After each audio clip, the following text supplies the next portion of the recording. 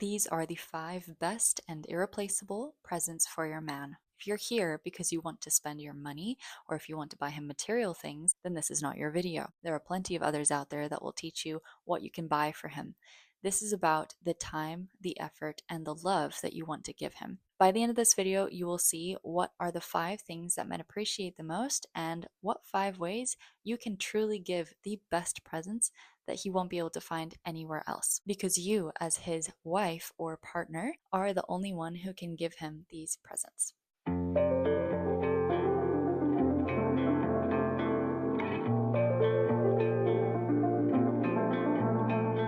Welcome to the first, last, only, and best day of your life.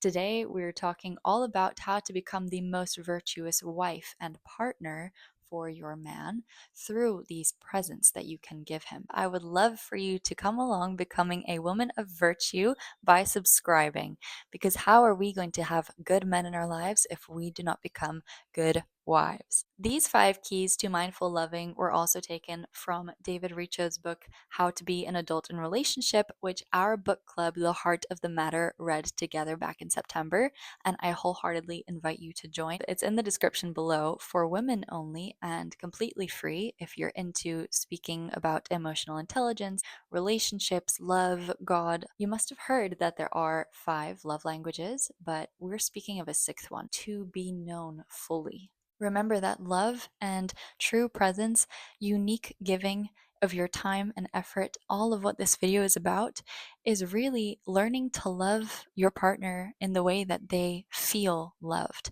And everyone is unique in this regard. I use the word present specifically instead of gift because to be present with someone is to give them your full and undivided attention.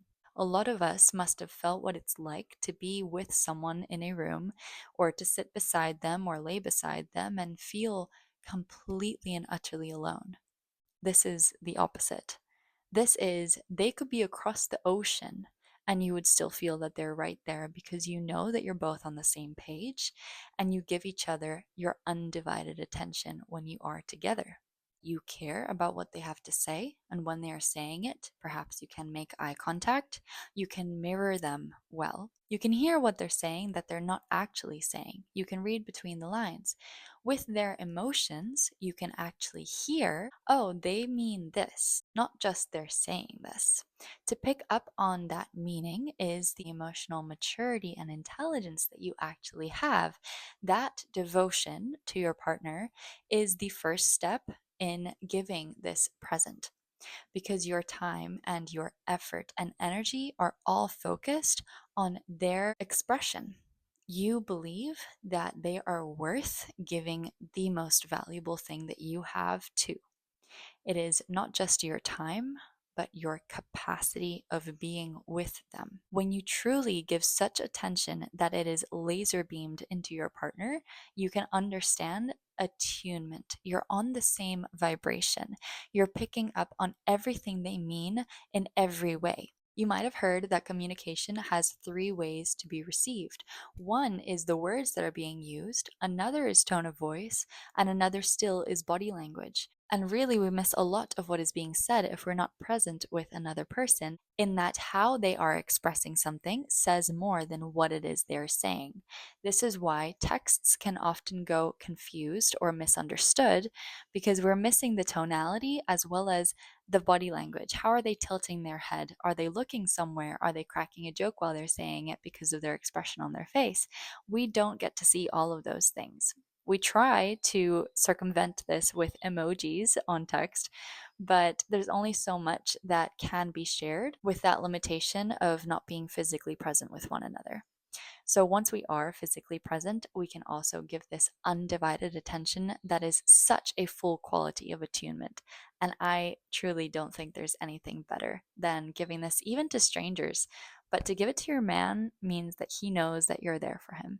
The whole point with attunement within attention is that we can know our partner's heart. We can know his uniqueness and what makes him, what makes him his own man compared to every other person on earth. This makes him feel like the only man in the world. When you are present with your partner, this gives so much space to build that trust and feel even more safe. This is the foundation for any of the next following four to be fulfilled. Because you can trust one another, you know that you're each reliable and responsible, able, authentic, willing, for the partnership to actually be nurtured, to be taken care of. Present number two is acceptance. To be accepted, I have heard from many a masculine dating coach by now, is what all men truly desire. They want to be fully embraced and accepted for who they are. I know that there are a few women out there who will love a man so fully and completely for their flaws as well as everything that they bring with them that is good.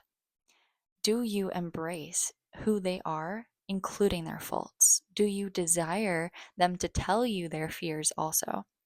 Of course, a lot of men's rebuttals tends to be you still have to bring something good to the table. No woman is going to love you like she loves their own son. They're not mothering you. They are your partner. They are your wife. And I'm not disagreeing with this.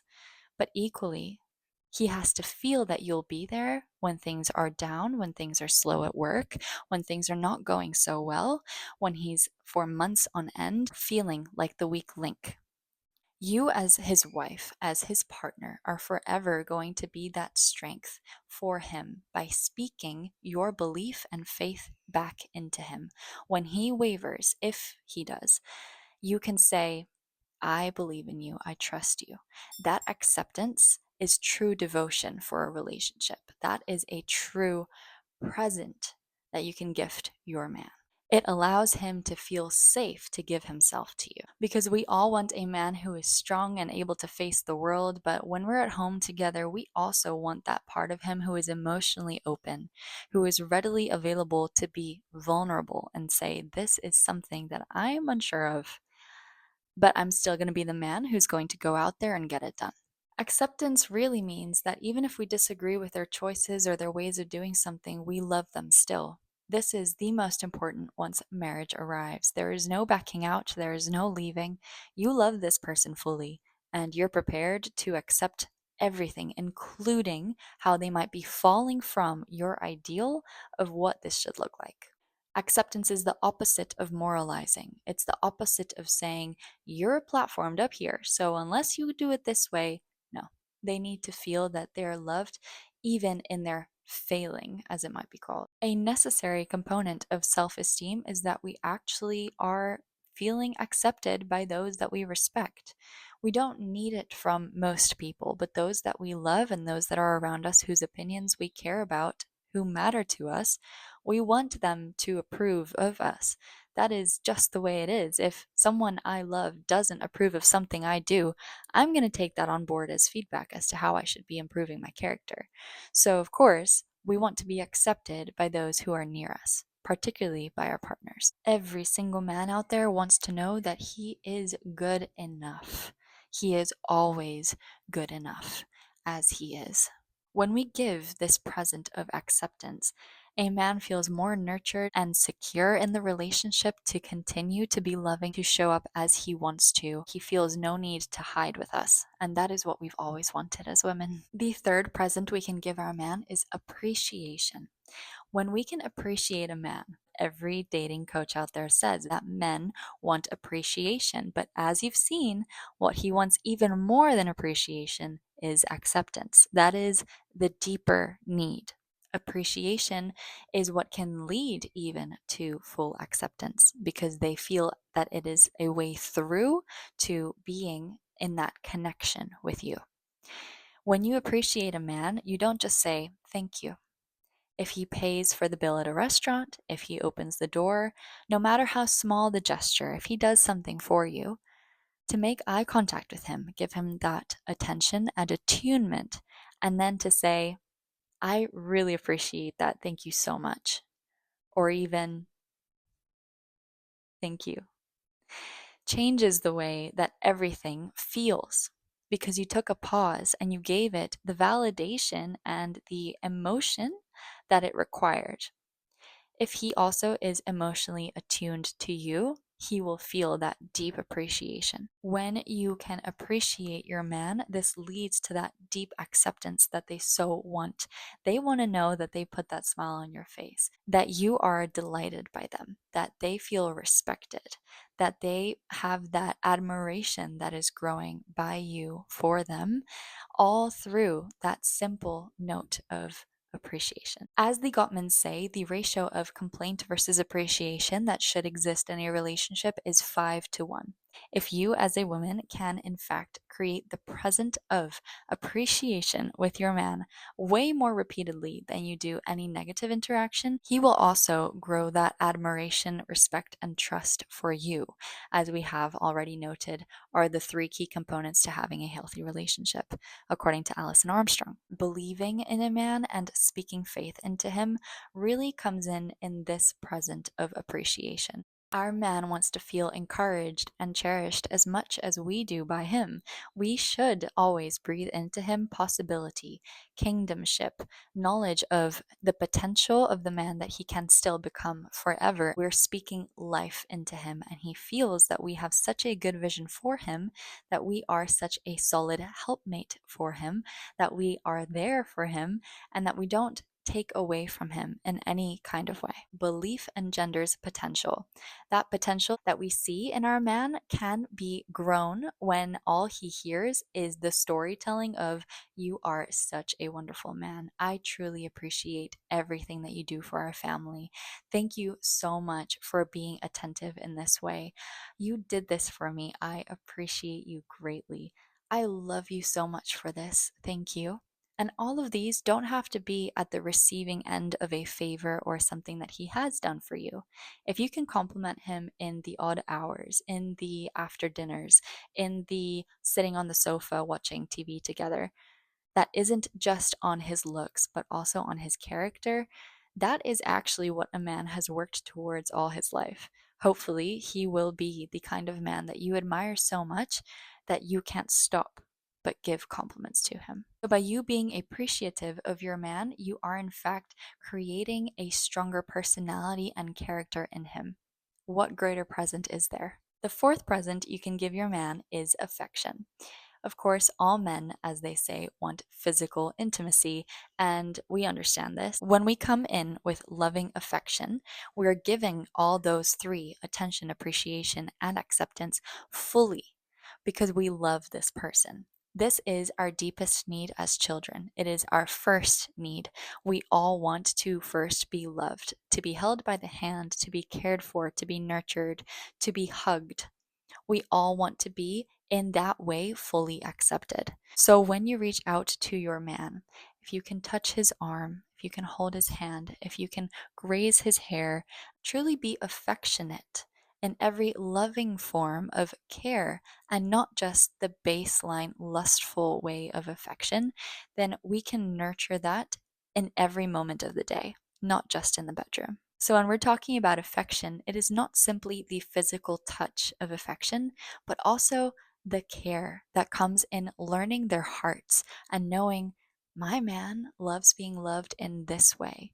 My man needs love because right now it's tricky and I'm here to give it. I'm not going to wait for him to do it first. If we can lead by example in our relationships as women as well as men, then we will always be playing a win win game, and it is such a good scenario to be a part of. The fifth present that you want to give your man is to allow him to show up as he wants to show up. Allowing means that all those five presents are now fully encompassed. You don't only give him your attention or your appreciation, your acceptance or your affection, but all of them together become this incredible freedom in the relationship. We all want a liberated love. We all want to feel that there's no one way we need to show up, that there's no facade or ego that has to be in the way of who it is when we love. Or even, I need to be a wife in this way. Let me put on my apron, let me put on my makeup, let him not see me any different way. There is shame hiding there if there are parts of us that we won't allow our partner to see. This is why allowing and being the woman who says, no matter how you show up, it's okay. You must have heard that poem, Let them. It is such a spacious place to grow the loving and nurturing relationship that we all desire. Just let them. If they want to choose something or someone over you, let them. If they want to go weeks without talking to you, let them. If they are okay with never seeing you, let them. If they are okay with always putting themselves first, let them. If they are showing you who they are and not what you perceived them to be, let them. If they want to follow the crowd, let them. If they want to judge or misunderstand you, let them. If they act like they can live without you, let them. If they want to walk out of your life and leave, hold the door open and let them. Let them lose you. You were never theirs because you were always your own. So let them. I hope these 5 presents helped you, and this season you can give your man the love that he truly, authentically desires and needs, and that going forth, all of you, harden not your hearts, love and serve each other. Please type in the comments if this helped you, and otherwise, I would love to work with you if you want to become a more virtuous woman. The link for the application of the one-to-one is down below.